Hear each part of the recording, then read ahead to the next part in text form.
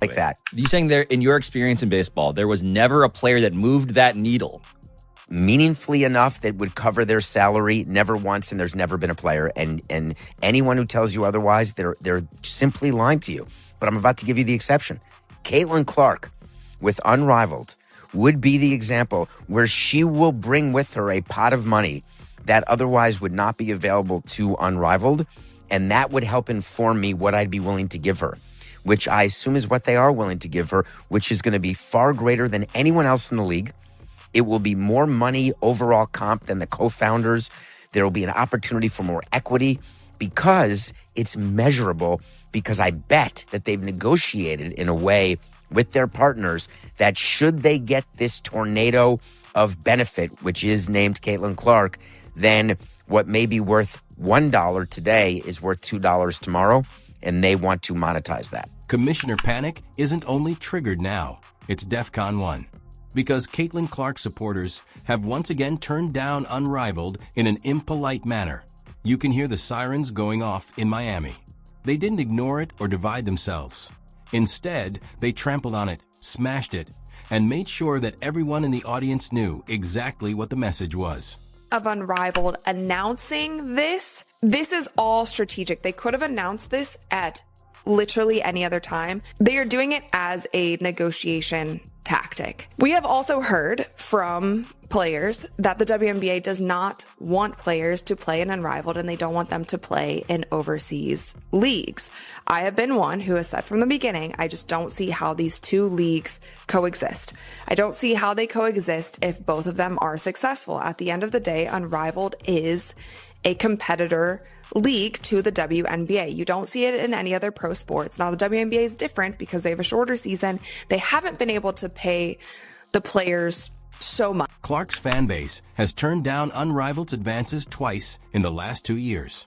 Additionally, the verdicts were not even close on either occasion. In the event that your golden ticket, your ideal hire, the player you have practically staked your future on, is rejected by her own fans in a resounding manner, you will be leading this league. It's not a failure. There is an existential crisis there. Since numbers don't spin, let's start with the numbers. Supporters of Caitlin Clark were asked in a vote if they thought she should showcase her skills at Unrivaled. If you're unaware, Miami's new glamorous but dubious half-court, 3-on-3, 8-week women's basketball experiment is unmatched. They tell you it's the future of women's sports after packing a gym with 800 fans, turning up the lights, and sending out a few TV teams. Case, though, the biggest fish, David, and it's not close, is, of course, Caitlin Clark. And that is not a statement, as we always have to caveat, about is she the number one best player in the league? That's an argument that many have had and will continue to have in the ways that we want to Mount Rushmore everything. But in terms of the draw, the biggest free agent, the biggest economic stimulus package that can be provided to a startup like this, it's obviously her, and she is not signed. She's bigger than even Shohei Ohtani in terms of direct. My view is that in terms of direct relation to bottom line performance of a league, you get Caitlin Clark, you are able to go to banks and present financials that are way more base case than upside case. And your base case goes higher. You have more access to capital. Your sponsorship revenue goes up. Your media rights deal, I assume there's some sort of minimum guarantee and maybe an upside, maybe whatever deal that was negotiated. Having Caitlin Clark is an absolute... The poll is disastrous. Approximately 78% of fans cast no votes. Just around 22% of voters said yes. That's not conflicted emotions. That is a first-round knockout, a body blow, and a slam. Well, I don't want to watch her play with players that they can't stand her and that she's going to benefit their league. That's all she's doing in the WNBA is benefiting a bunch of haters and their league. Let's be real. She is women's basketball as a whole, right? So, regardless of the amount of money at stake, Caitlin Clark's following base did not want her near unmatched glitzy brands. The worst part is still to come. It wasn't even the initial instance. The league made her a jaw-dropping offer last year. A cool $1 million to sign up for a 2-month period. Consider that. 10 times her WNBA salary for 8 weeks of labor. Not important. Fans at the time also rejected it. Not quietly either. Like now, they blasted it down with overwhelming force. The Caitlin Clark community has witnessed a huge paycheck wave directly in front of its star's face twice in the last 2 years. And they said, keep it. Twice. We have no interest. History repeating itself is a trend rather than an event. Additionally, it's the worst pattern you can think of for Unrivaled. You can give Caitlin Clark every penny in the world. You can woo investors and make it seem like a cultural movement, but it won't make a difference, as the fans have already made up their minds. Now let's examine why. New announcements that just came out, and this news was announced on September 8th. So just 7 months after the conclusion of its inaugural season, Unrivaled said it has been valued at $340 million. Some of the biggest headlines throughout this entire season are the CBA negotiations. They wore the shirts at All-Star, pay us what you owe us. From what we have heard from so many players, because they've been very outspoken, they have given us a lot of information about these talks. Things are not going well. The league and the players still seem to be bumping heads and not able to come to an agreement on these CBA negotiations. Now, the deadline ends on October 31st. They can extend it, but you guys, it just gets really tricky. And I think the timing of Unrivaled announcing this. A few fresh announcements were recently made. And on September 8th, this information was made public. Arrival stated that it was valued at $340 million barely 7 months after the end of its first season. The CBA discussions have been among the most prominent stories this season. The shirts were worn at All-Star. Please pay us what you owe us. Because they have been so vocal, we have heard from a lot of players. They have provided us with a wealth of information regarding these discussions. Not everything is going smoothly.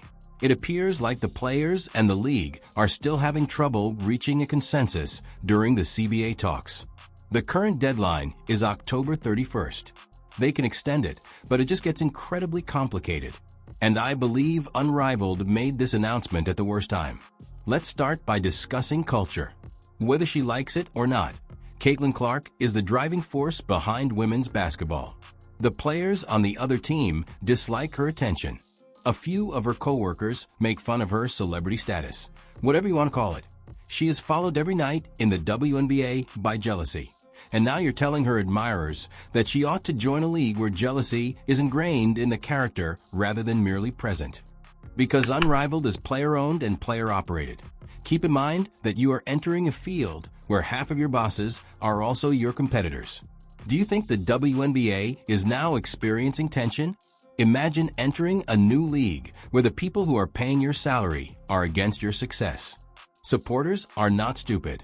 They don't want her near that arrangement because they know it's hazardous. As a novelty, Olympic competition is entertaining.